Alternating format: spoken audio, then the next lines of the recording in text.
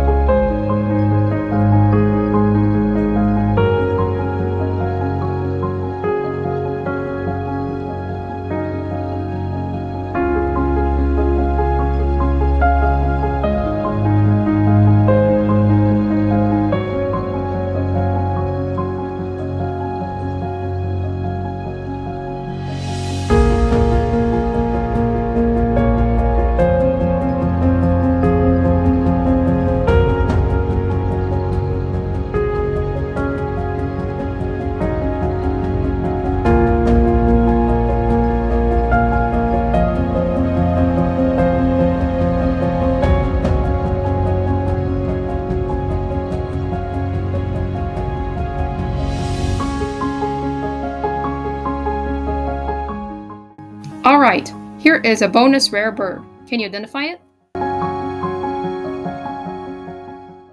Sometimes rare western hummingbirds stray into southeastern backyards, often visiting left-out hummingbird feeders. To learn about this increasingly common phenomena, check out the link in the description below. Thanks for watching. If you got the rare hummingbird correct, you are an advanced birder or backyard bird watcher.